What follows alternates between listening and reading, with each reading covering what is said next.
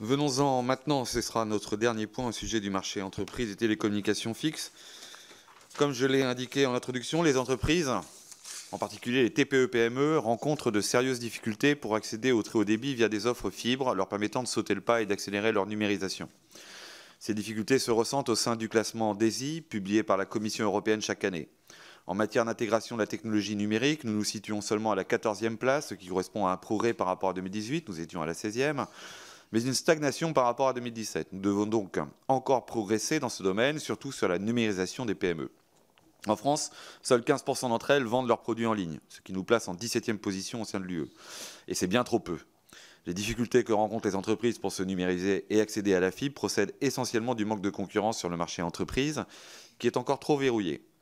Le marché de détail d'abord, c'est-à-dire celui où s'échangent directement les offres à destination des entreprises, reste largement dominé par l'opérateur historique, Orange, et de façon plus secondaire par SFR.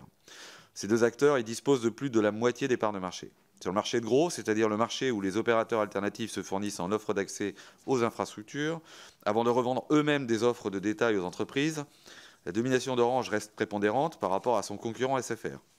L'entrée de Cosc, opérateur de gros, neutre, c'est-à-dire qui n'est pas présent sur le marché de détail, a permis de faciliter l'accès des entreprises à des offres mieux adaptées à leurs besoins en aval, sans bouleverser toutefois, faute de temps, la structure quasi monopolistique du marché amont, c'est-à-dire le marché de gros. Cette situation est problématique puisque l'état du marché amont, c'est-à-dire le marché de gros, détermine fortement le fonctionnement du marché aval, le marché de détail, où se fournissent directement les entreprises. Faute de concurrence suffisante en amont, les opérateurs alternatifs rencontrent donc des difficultés pour proposer des offres adaptées aux entreprises.